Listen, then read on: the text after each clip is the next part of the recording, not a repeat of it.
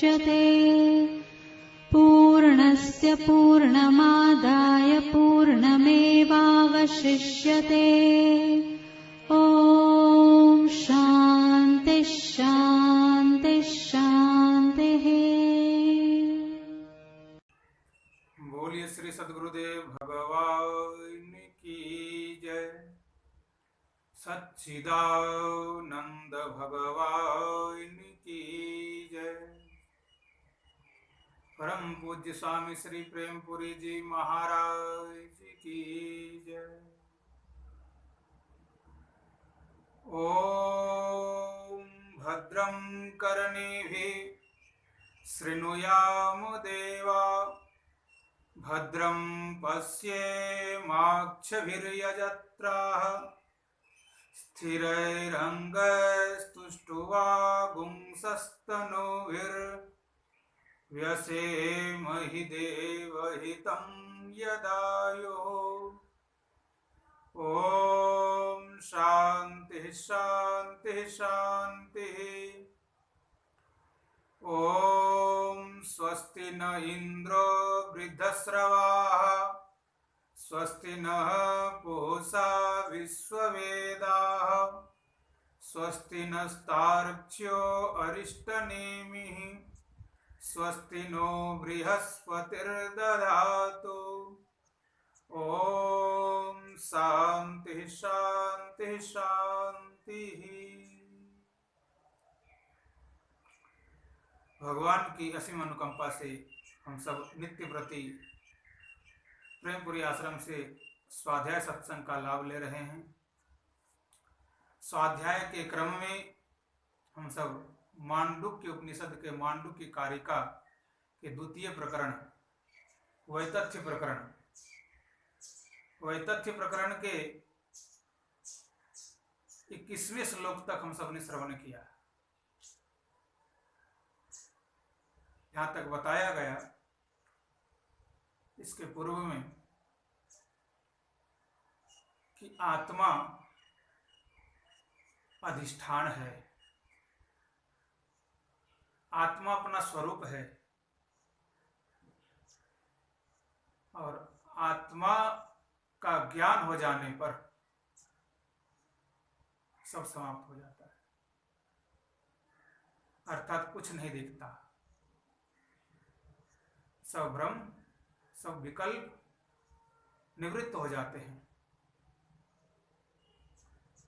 तो पूर्व पक्षी ने प्रश्न किया कि आत्मा के ज्ञान होने पर भी यह सब प्राण आदि प्राण शरीर मन विषय संसार तो दिखता है। तो उसका उत्तर है कि वास्तव में ज्ञानियों की दृष्टि में संसार नहीं है। यह संसार आत्मा में कल्पित है, अधिष्ठान में कल्पित है, कल्पना मात्र है। और यह जो दिखता है यह वास्तव में ज्ञान नहीं होने के कारण मैं आत्मा हूँ, मैं ब्रह्म हूँ, अहम ब्रह्म अस्मि, इस तरह से श्रवण तो हमने किया। तो श्रवण करने मात्र से यह संसार समाप्त हो जाएगा, संसार नहीं भासेगा, नहीं दिखेगा, अनुभव नहीं होगा। कहते ऐसी बात नहीं है। श्रवण हमने जो किया इंद्रियों के माध्यम से किया है, श्रोत्र इंद्रियों के माध्यम से। तो श्रवण करने मात्र से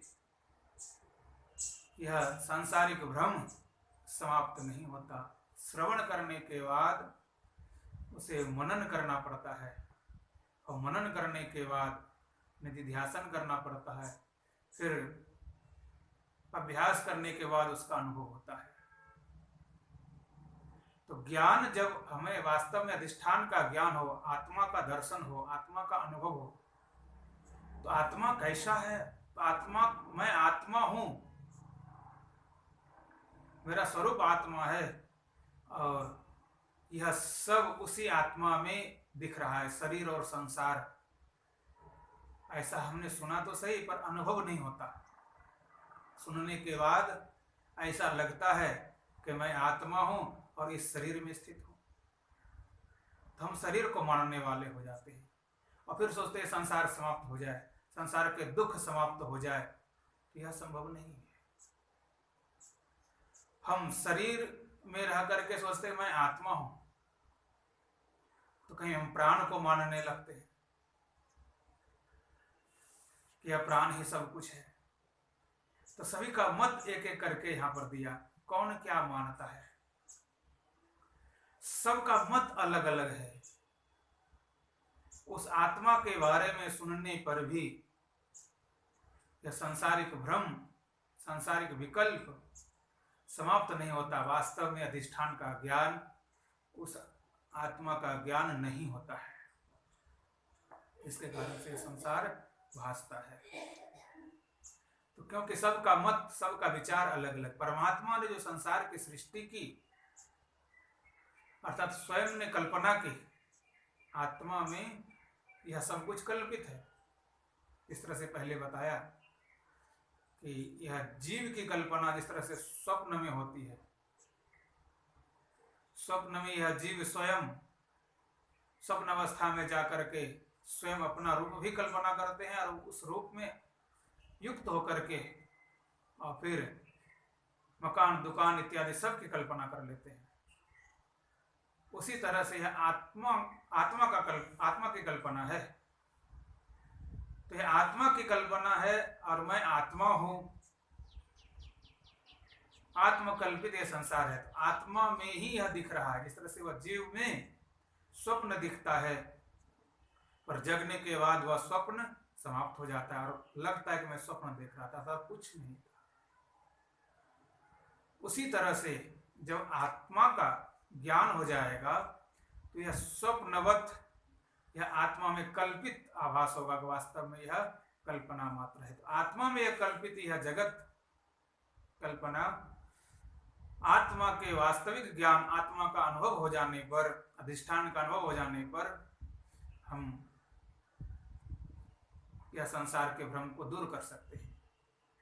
पर जब तक हम मानते हैं, जिसे मान्यता अलग अलग होने के कारण यह समाप्त नहीं होता। तो कौन क्या मानता है वह कुछ पहले प्रसंग में बताया भी और आगे भी बता रहे हैं। सबकी मान्यता अलग अलग। परमात्मा ने शरीर दिया, शरीर की कल्पना की, जीव की कल्पना की और फिर इसमें मन की कल्पना की, बुद्धि की कल्पना की। इस तरह से संसार के विषय, संसार के जगत की, पूरी जगत की कल्पना की। यह जीव को बना करके अब जीव यह तरह तरह की स्वयं की कल्पना कर रहे हैं। तो जीव स्वयं कल्पना करके जीव बुद्धि जब तक रहेगी तब तक आत्मबुद्धि नहीं हो सकती। जीव बुद्धि का त्याग करना पड़ेगा। और कभी कभी जीव बुद्धि में रह करके मैं आत्मा हूं, ऐसा यदि हम ज्ञान करते हैं तो पर भी वह परिच्छिन्न आत्मा हो जाता है। मैं आत्मा हूं ऐसा कहने पर सर्वव्यापक बुद्धि होनी चाहिए और सर्वव्यापक विचार होना चाहिए। मैं कहने का मतलब यह एक हूं, पर मैं कहने पर व्यापक, अर्थात सब जगह जो भी कुछ है वह मैं ही हूं। ऐसा जब सब कुछ मैं ही हूं तो दूसरा फिर कैसे दिखेगा? दूसरा नहीं दिखेगा। एक जगह पर एक ही दिखेगा। एक जगह पर यदि दूसरा दिखता है तो भ्रम है, क्योंकि अधिष्ठान एक है और एक में अनेकत्व का दर्शन, द्वैत का दर्शन कहा गया। एक में एक के अलावा कुछ भी दिखे तो उसको हम मानने लगे तो वास्तव में सत्य नहीं, वह सत्य स्वरूप आत्मा का, अपने अधिष्ठान का स्वरूप नहीं। तो सबकी मान्यता अलग अलग बताया। आगे के 22 नंबर श्लोकों में भी हम श्रवण करेंगे कौन क्या मानता है। सबका मत, सबका विचार यहाँ पर अलग अलग दे रहे हैं। हम सब भी उसके ऊपर विचार कर रहे हैं कि हमारी बुद्धि कहाँ टिकी हुई है, इसके कारण से वह अपने आत्माधिष्ठान का अनुभव नहीं हो रहा है। तो हम सब विचार के माध्यम से अपने विचार को, अपनी बुद्धि को, अपने मन को इसमें लगाएं और विचार करें। 22 नंबर के श्लोक से, वेदा इति वेदविदो यज्ञा इति च तद्विदः भोक्तेति च भोक्तृविदो भोज्यम इति च तद्विदः। वेदा इति वेदविदो यज्ञा इति च तद्विदः भोक्तेति च भोक्तृविदो भोज्यमिति च तद्विदः। कहते हैं भोक्ता इति वेदा इति वेदविदो, वेदविद वेद के वेत्ता, वेद को जानने वाला, वेद को मानने वाला। जो वेद को जानता है वह वेद को मानता है और वह कहता है कि वेद ही सब कुछ है, वेद में ही परमार्थ है, वेद ही सबका आधार है। और यज्ञा इति च तद्विदः, और यज्ञ करने वाला वह यज्ञ को मानता है, कहता है यज्ञ ही सबका आधार है, यज्ञ से सब कुछ होता है। और भोक्ता इति च भोक्तृविदः, भोक्तृविद संसार के विषय वस्तुओं को भोगने वाला भोक्ता। तो वह भोक्ता इति, भोक्ता अर्थात वह भोगने वाला ही सब कुछ है, वही सब कुछ भोगता है और वही सब कुछ है, वही परमार्थ है। और एक का कहना है भोज्यम इति, यह भोज्य विषय भोग ही सब कुछ है। इस तरह से सबका विचार अलग अलग है।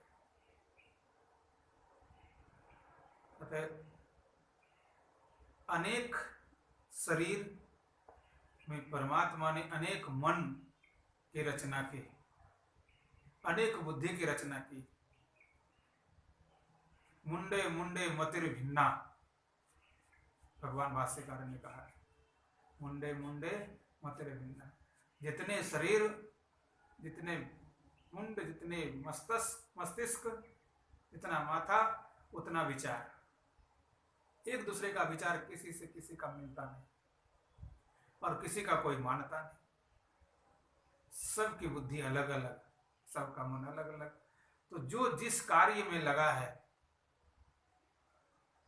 उसी को धर्म मानकर, जिसके माध्यम से जिसको जो बताया गया उसी को मान करके और उसी को सत्य मान करके कहता इसी से सब कुछ हो जाएगा, ऐसा मानकर तो उसी को मानता है। तो एक एक करके हम सब विचार करेंगे।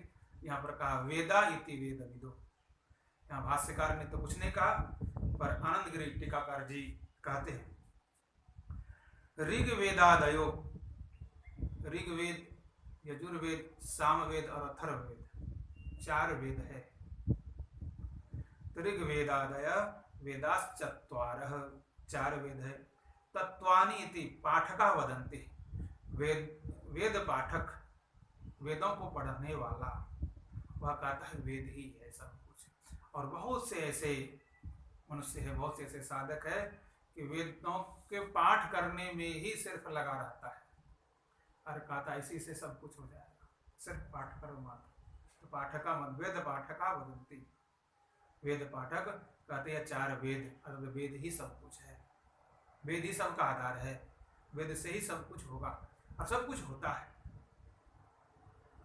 यहाँ पर टीका कर तदपि कल्पना मात्रम, वास्तव में यह कल्पना मात्र है। नहीं वेदा लौकिका, लौकिक वर्ण व्यतिरिक्ता दृश्यन्ते। लौकिक वर्ण से 2 तरह का वर्ण है, एक लौकिक वर्ण और एक वैदिक वर्ण। तो लौकिक वर्ण अर्थात लोक में जो बोला जाता है, भजन के माध्यम से, व्यवहार के माध्यम से, कार्य के माध्यम से हम व्यवहार करते हैं लोक में, संसार में, यह भी एक वर्ण है। तो वर्ण से शब्द, शब्द से वाक्य, और उस वाक्य की रचना करके हम व्यवहार करते हैं, अपने कार्य करते हैं, जीवन जीते हैं, इसे लौकिक वर्ण कहते हैं। और एक वेद में वर्णित वर्ण है, वर्ण से शब्द, शब्द से वाक्य, वाक्य से श्लोक, मंत्र की रचना हुई। तो उस मंत्र को, उस श्लोक को यहाँ पर कहते हैं टीकाकार कि वेदा लौकिक वर्ण व्यतिरिक्ता दृश्यन्ते नहीं। वह लौकिक वर्ण से वैदिक वर्ण अलग नहीं दिखते, अलग नहीं है। जिस तरह से लौकिक वर्ण है, लौकिक शब्द है, उसी तरह से वैदिक शब्द है। तो शब्द है, चाहे वह लौकिक शब्द हो, चाहे वैदिक शब्द हो, चाहे वेद का हो, चाहे लोक का हो। क्रमवताम एवं वर्णानाम वेद शब्द वाच्यत्व अंगीकारात्, वेद को शब्द वाच्य कहा गया। वेद में है क्या? तो कहा शब्द वाच्य, वाच्य रूप में। तो शब्द ही शब्द है। वेदों का उच्चारण करना, वेदों का पाठ करना, यह क्या है? शब्द। अर्थात शब्द उच्चारण कैसे करेंगे? वाणी के माध्यम से। जिस तरह से व्यवहार में बोलते हैं, बोल करके कोई कार्य करते हैं, उसी तरह से वेद का पाठ करेंगे तो वह भी वाणी के माध्यम से। तो वाणी के माध्यम से जब हम उसका पाठ करेंगे, स्वीकार करेंगे, तो वह क्या होगा? शब्द ही उच्चारित होगा, शब्द का उच्चारण करेंगे। और सुनेंगे भी तो कान के माध्यम से शब्द को ही सुनेंगे। तो वाणी के माध्यम से वेद को पाठ करते हैं और वाणी के माध्यम से शब्द को, वेद को सुनते हैं। शब्द रूपी वेद यह शब्द है, और शब्द वास्तव में एक तरह से वह विषय है। चाहे वह लौकिक शब्द हो या वैदिक शब्द हो, शब्द तो शब्द ही है। तो कहा गया क्रम उच्चारण उपलब्ध्योर अन्यतरगत वर्णेषु आरोप्यते। कहा क्रम उच्चारण उपलब्ध्योर, क्रम उच्चारण, जैसे हम वर्णों का, वाक्यों का, मंत्रों का उच्चारण करते हैं तो उसका क्रम होता है। और जैसे धारा प्रवाह वेदों का उच्चारण करने लगते हैं, तो उच्चारण करते करते उसमें मंत्र का उच्चारण करते, वाक्य, वाक्य शब्द, शब्द से वर्ण, अर्थात वह वर्णोच्चरित ही होता है।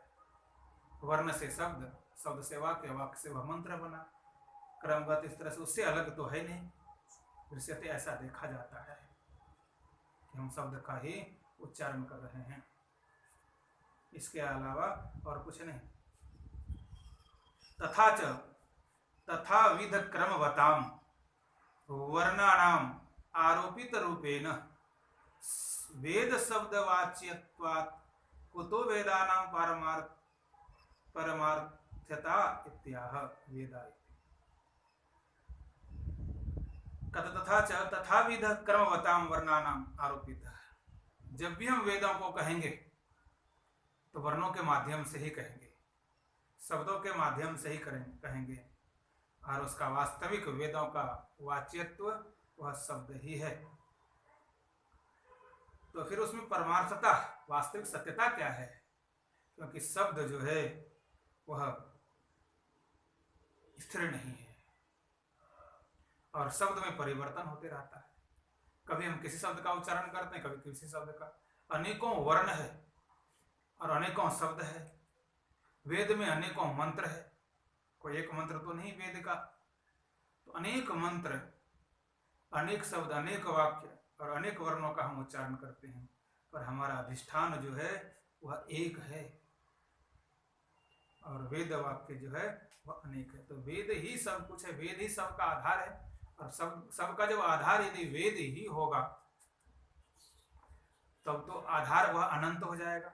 उसमें भी 4 वेद हैं, 4 वेदों में से चारों वेद को यदि हम आधार मानते हैं तो आधार 4 हो जाएगा मुख्य रूप से। पर वास्तव में सबका आधार एक है, क्योंकि वह ईश्वर एक है, आत्मा एक है।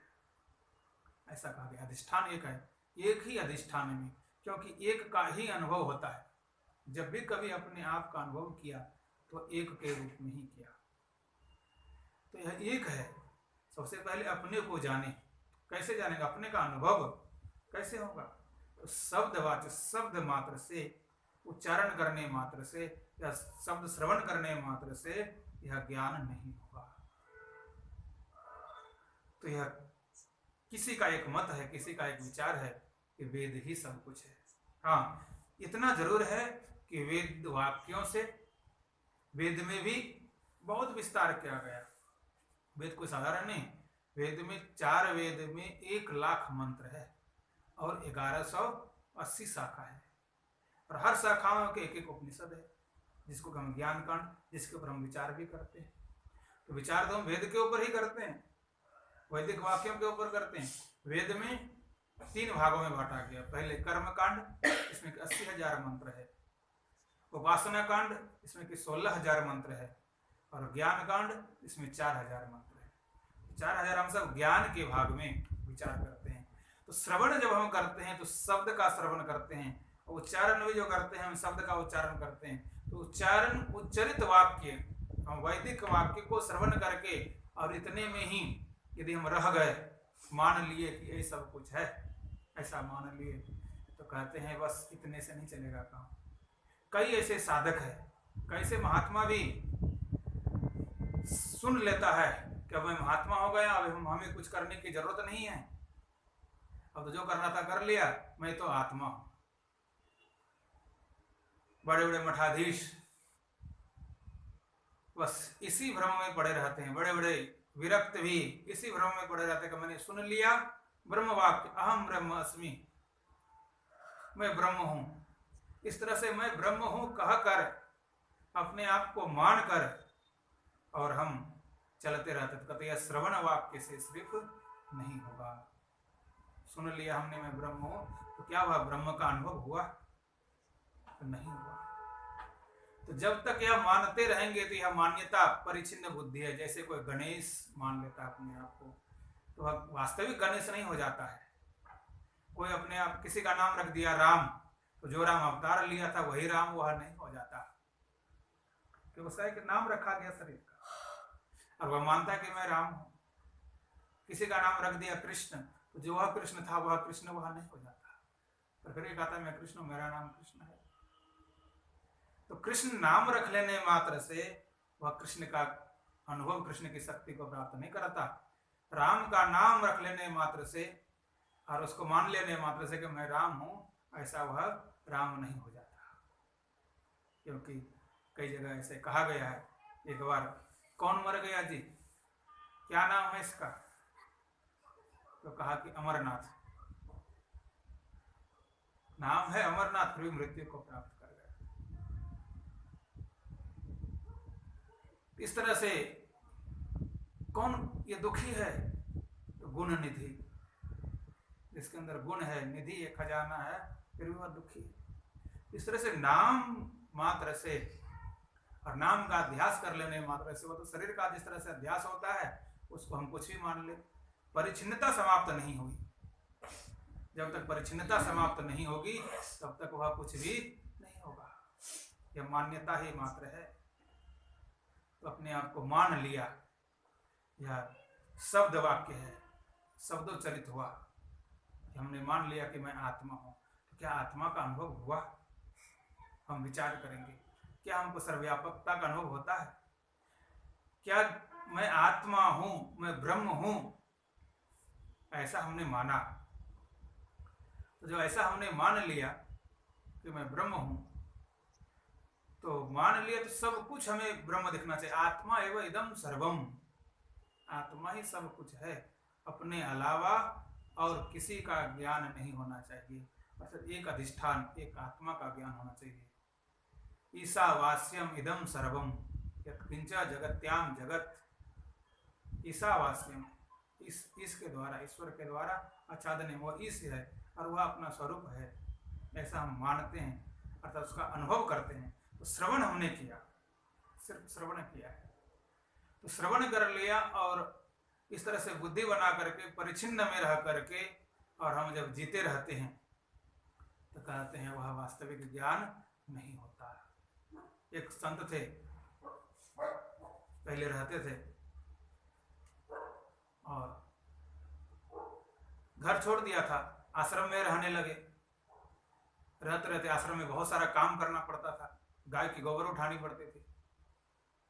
और एक बार सुबह जगने में परेशानी हुई तो महंत ने कहा है सोया पड़ा रहता है, धक्का मार करके उठाया, उनको गिलानी हुई, अरे दिन दिन भर मैं घर में काम करता था, वहां इतना हमको सुनना नहीं पड़ता था। और यहाँ भी मैं पूरा दिन रात काम कर रहा हूँ और फिर भी हमें सुना रहा। थोड़ी सी परेशानी होती, नहीं रहूंगा सर, चलो क्या करना, महात्मा बन गया, हमको क्या जरूरी है। कहते सब कुछ त्याग करके हिमालय में चले गए, जंगल में ऐसे भटकने लगे, भटकते रहे इधर से उधर, हमको कोई जरूरत नहीं, कुछ नहीं चाहिए मुझे, इस तरह से कुछ नहीं चाहिए, इस तरह से कहकर भटकते रहे। पर एक संत जब उन्हें मिला, उन्होंने कहा कि तुम क्या कर रहा है? बोला मैं क्या करना है, बस सब कुछ त्याग दिया, अब हमें कुछ करने की जरूरत नहीं है। कहा कि ऐसे नहीं होता, सब कुछ क्या त्याग दिया? जो परमात्मा ने दिया है क्या उसको त्याग दिया है? जो स्वयं संग्रह किया है उसका त्याग किया। क्या त्याग किया है? क्या त्याग हुआ? तो जो स्वयं संग्रह किया था उसका त्याग कर दिया। संग्रह भी क्या किया था? कुछ नहीं। आज संग्रह किया, कल समाप्त हो जा रहा है, कल संग्रह किया, परसों, 1 साल में 6 महीने में सब संग्रह समाप्त होता चला जा रहा है। क्या संग्रह किया और क्या त्याग किया? उसे तो त्याग करना ही। तो क्या परमात्मा के द्वारा जो शरीर दिया गया है उसका तो त्याग नहीं हुआ? और शरीर का भी तुमने त्याग कर भी दिया तो क्या इससे मुक्त हो जाएंगे? क्योंकि एक शरीर नहीं है, शरीर के अंदर भी शरीर है, स्थूल शरीर है, सूक्ष्म शरीर है, कारण शरीर है। इस स्थूल शरीर के त्याग कर देने पर भी क्या अन्य शरीर का कैसे त्याग करेंगे? और सिर्फ सब कुछ त्याग कर दिया, वस्त्र तक कभी नहीं पहन रहे, तो क्या देखो एक पशु को, गैया को देखो, गैया चल रही है, वही वस्त्र नहीं पहनता, इधर से उधर घूम रहा है, कुछ भी संग्रह नहीं करते। तो पशु में, जानवरों में, गाय में, घोड़े में, गधे में, कुत्ते में, और तुम्हारे में फिर क्या अंतर रहा? तुम कहोगे मैं एक जगह बैठ करके भजन करता हूँ, भगवान का नाम लेता हूँ। कहते एक जगह स्थिर रहना तो पहले मुश्किल है। कोई मनुष्य एक जगह बैठ करके बहुत अधिक देर तक नहीं रह सकता, ज्यादा 2 घंटे 4 घंटे, बहुत हुआ तो 10 घंटे, लगातार तो कभी बैठ नहीं सकते, क्योंकि शरीर ऐसे बना है। और वृक्षों को देखो, क्या वृक्ष जो है आज से नहीं, जब से जन्म लिया तब से वहीं पड़ा हुआ है। पत्थर को देखो, जब से, पर्वत को देखो, जब से बना है तब से वैसे स्थिर है, अचल है, कहीं नहीं जाता। धूप भी सहता है, वर्षा भी सहते हैं, सब कुछ सहता है, और यहाँ तक कि वो फल भी देता है। इसे जब एक जगह स्थिर, वो पेड़ ही है, वृक्ष ही है, अंतर क्या? इसलिए कहा कि जब तक, और वही कहोगे मैं भजन करता हूँ यहाँ बैठ करके, तो क्या मन स्थिर हो गया, मन शांत हो गया, मन की ग्लानि शांत हुई? जिसका त्याग करके आए क्या वह याद नहीं आता? क्या मन से त्याग हुआ? शरीर से हम त्याग कर भी देंगे पर मन से वह त्याग नहीं होता, मन में वह रहता ही रहता है। लगता है कि मैं वह त्याग करके आया, वह छोड़ करके आया, वहां से नहीं निकला। तो बाहर का त्याग क्या हुआ नहीं, मन का त्याग क्या हुआ होता है। और मन के त्याग को सरल नहीं है मन से त्यागना, उसको सत्संग, स्वाध्याय बार बार करेंगे, बार बार अभ्यास करेंगे, सुनते रहेंगे, धीरे धीरे वह मन में विरक्ति आएगी, विचार आएगा, और सुन करके वह मन जब मनन करेगा तुरंत वह स्वीकार नहीं करेगा। मन को हम सुना देते हैं, कभी कभी जबरदस्ती उसको मना भी देते हैं कि तुम मान लो ये सब कुछ नहीं है, ये सब मिथ्या है, पर यह मन मानने को तैयार नहीं होता। थोड़ी सी प्रतिकूलता होती है, फिर हम उसी दुख में, उसी तकलीफ में पहुंच जाते हैं, और मन वहीं भटक जाता है। मन एक आत्मा में, एक अधिष्ठान में स्थिर नहीं होता। तो एक आत्मा अधिष्ठान में जब स्थिर नहीं होता तो यह हमारा मन जब विचलित हो गया, कहते हैं मन जब विचलित हो गया फिर हम कहाँ जाएंगे, फिर अपने स्वरूप का पहचान कहाँ से होगा? तो वास्तव में यह पहचान नहीं हो पाता। तो उनको वह लगा कि हाँ ये बिल्कुल सही कर रहे। कहा गुरुदेव मैं क्या करूँ? कहा चलो मेरे साथ। स्वयं अपने साथ लेकर के आए और फिर उन्हें ज्ञान दिया, सत्संग सुनाया, और वास्तव में वह ज्ञान प्राप्त करके फिर उन्होंने इसे ज्ञान का प्रचार प्रसार किया। वह परमपुरी परम पूज्य स्वामी प्रेमपुरी जी महाराज से ज्ञान प्राप्त किए थे। और वह कौन था? जो साधना सदन के पहले रह गए अधिकारी त्यागानंद जी महाराज, त्यागी जी महाराज कहते थे लोग, गणेशानंद जी महाराज उनका नाम था। तो गणेशानंद जी महाराज इस तरह से सब कुछ छोड़ करके चले गए थे, पर वास्तव में फिर सत्संग और स्वाध्याय को वर्णन किया। एक बार नहीं, बार बार सुनने के बाद, क्योंकि हम एक बार नहीं कई बार जन्म ले चुके हैं, और जन्म लेकर के बार बार जिस जहां जन्म होता है वहीं हमको शरीर से तादाद हो जाता है, और उसी के अनुकूल मन हो जाता है, उसी स्थान के अनुकूल मन हो जाता है। ना उस स्थान को छोड़ने की इच्छा होती है, क्यों अनुकूलता होती है, न शरीर से हमको अलग होता है, पर फिर भी विचार करते तो बार बार अभ्यास, एक बार नहीं कई बार अभ्यास करना पड़ता है। तो कई ऐसे साधक है कि वेद वाक्यों का श्रवण करने मात्र से, पाठ करने मात्र से वह सोचता है कि हमको सब कुछ मिल जाएगा, पर कहते यह नहीं, यह मान्यता, यह विचार कुछ हद तक तो ठीक है, बिल्कुल असत्य नहीं है, साधन है, वेद वाक्य साधन है। वेद वाक्यों को ही हम सब उपनिषद के माध्यम से विचार करते हैं, यहाँ स्वाध्याय के माध्यम से विचार करते हैं, पर यही सब कुछ है, विचार ही सब कुछ। विचार हमारा एक साधन है, उपनिषद हमारा साधन है, साधन नहीं, साध्य तो आत्मा है। तो यह विचार हम करें, पर यही सत्य है, यही अधिष्ठान है। वेद ही सबका आधार है, सबका आधार वेद नहीं, वेद आधार तक पहुंचाने का साधन है। तो वेदा इति वेदविदो, वेद विद, वेद वेदज्ञ, वेद को जानने वाला, वेद का पाठ करने वाला वेद को ही मानता है कि वेद इति, यह वेद ही है, ऐसा मानता है। तो यह वेद है, पर अधिष्ठान नहीं है, अधिष्ठान तक पहुंचाने का साधन है। इस मंत्र का उच्चारण करेंगे और फिर उसका उच्चारण करके श्रवण करेंगे, और बार बार श्रवण करके विचार करेंगे, तो आगे का कर्म प्रक्रिया होगी, तब कभी हम आगे बढ़ सकते हैं। अन्यथा यहाँ उच्चारण करने मात्र से रह जाएंगे। एक कथा भागवत के महात्म्य में आती है कि नारद जी एक बार भक्ति महारानी के पुत्र ज्ञान और वैराग्य के दुख को दूर करने के लिए प्रयत्न किया, और उसे प्रयत्न किया पर दुख समाप्त नहीं हुआ, तो उसको वेद वाक्य सुनाया, संपूर्ण वेद सुना दिया, पाठ कर वेद मंत्रों का उच्चारण किया। तो वेद मंत्रों का उच्चारण करने पर भी उनका दुख समाप्त नहीं हुआ। अब सोचिए, वेद ही सब कुछ है। वहां भक्ति महारानी के जो पुत्र थे ज्ञान और वैराग्य, उनका दुख दूर हो जाना चाहिए, सुनाने वाले को साधारण नहीं, नारद जी थे, पर नहीं हुआ।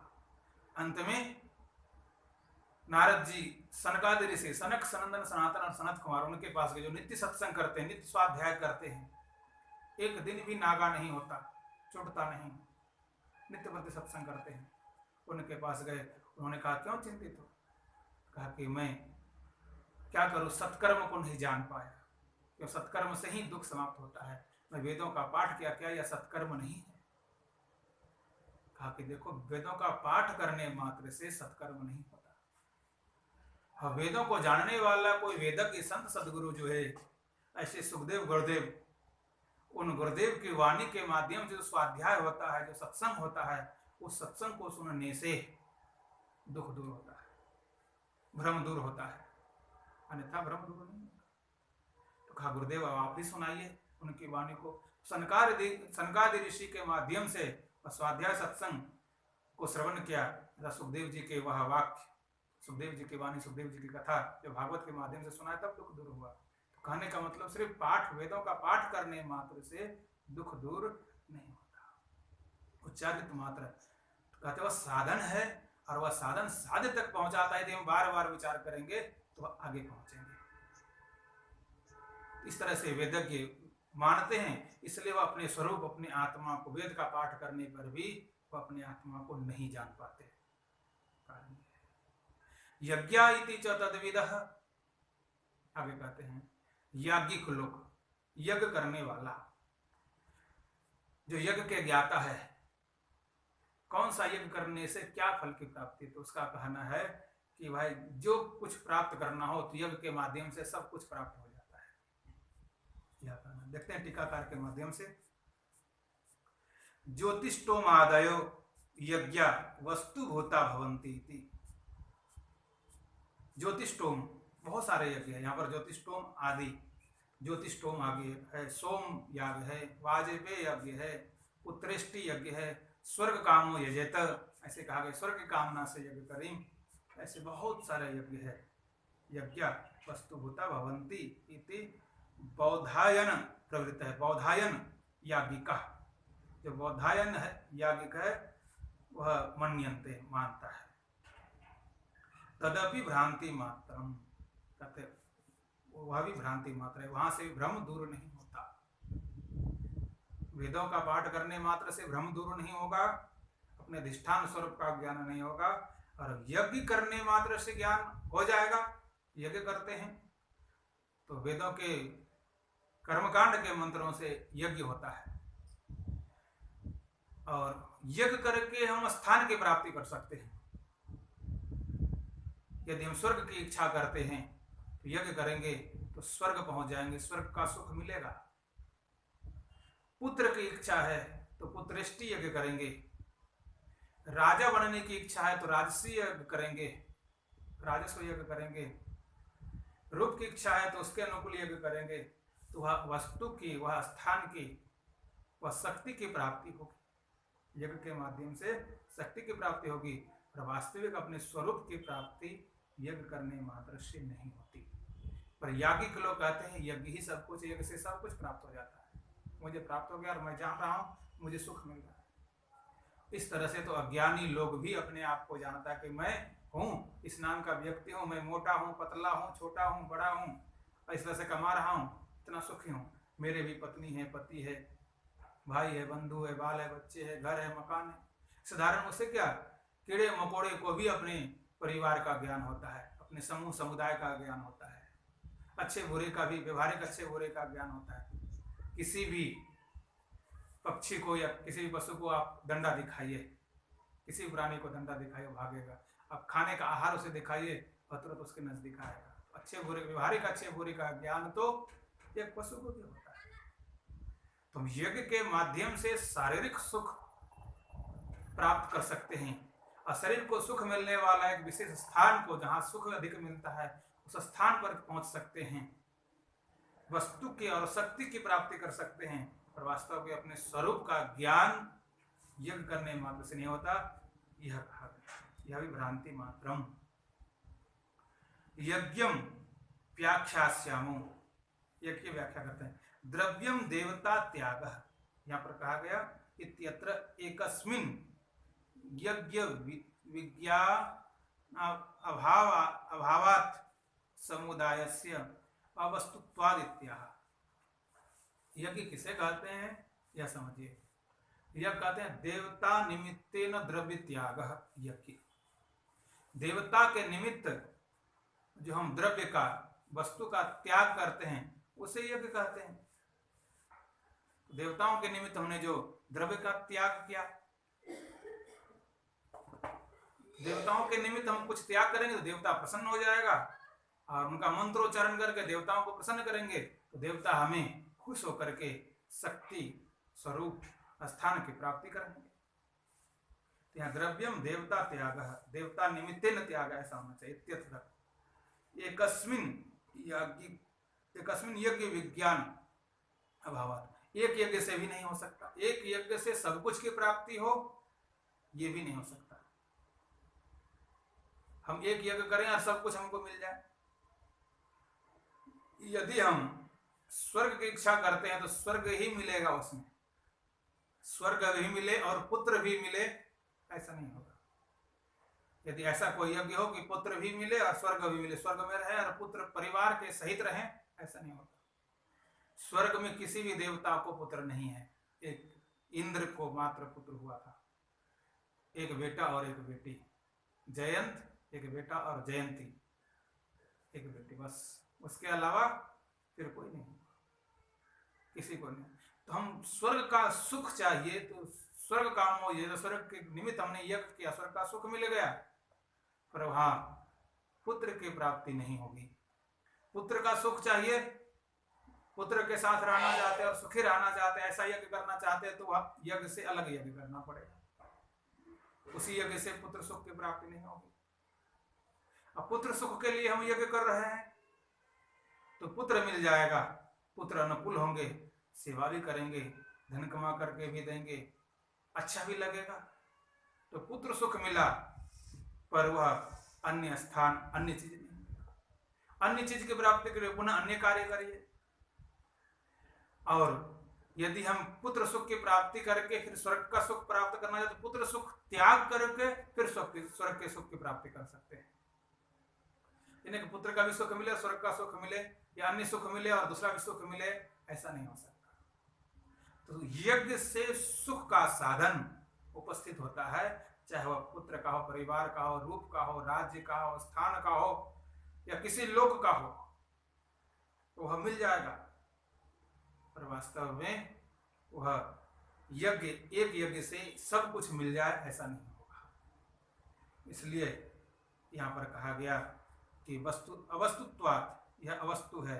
वास्तव में यज्ञ तो है, यज्ञ का हमारा साधन है, यह हमारे शरीर को अनुकूल बनाता है, शरीर को सुख करता है, मन को भी अनुकूल बनाता है, समाज को भी अनुकूल बनाता है। उस अनुकूल में रह करके हम आत्मचिंतन कर सकते हैं, साधन हो सकता है यज्ञ।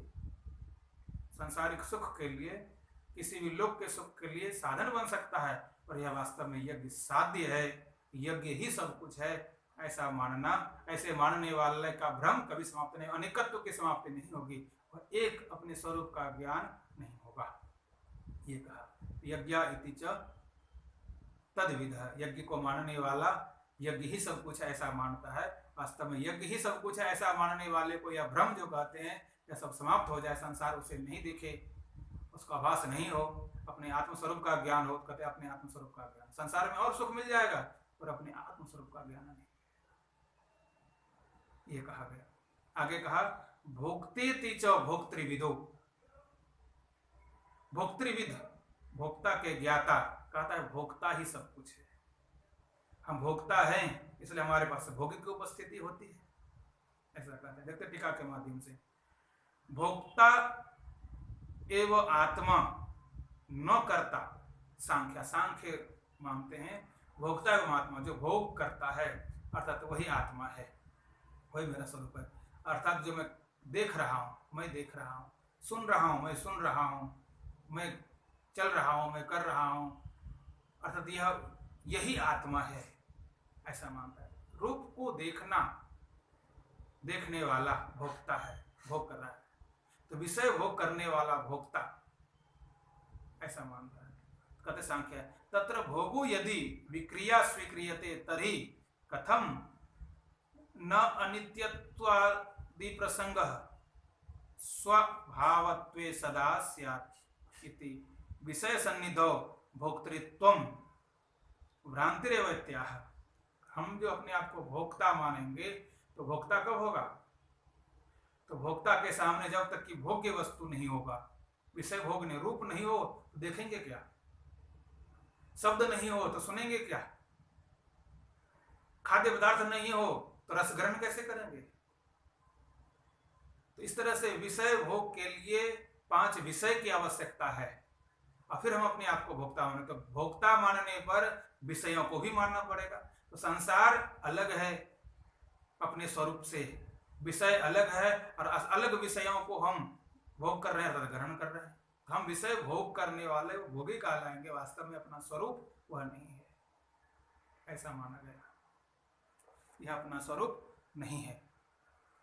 इस तरह से जो भोज्य है, भोग्य वस्तु है, उसको मानेंगे तो कहते यह भी नहीं। इस तरह से बार बार हम विचार करेंगे, यदि हमारी ऐसी मान्यता है तो इसका हम त्याग करेंगे, और त्याग करके अपने स्वरूप का ज्ञान करेंगे। बार बार अभ्यास करने पर इसका ज्ञान होगा। यही अपनी वाणी को विराम देते हैं, समय पूर्ण हो गया। बोलिए सच्चिदानंद भगवान की जय, श्री सद्गुरुदेव भगवान की जय। ओम पूर्णमदः पूर्णमिदं पूर्णात् पूर्णमुदच्यते पूर्णस्य पूर्णमादाय पूर्णमेवावशिष्यते। ओम शांति शांति शांति। ओम शांति।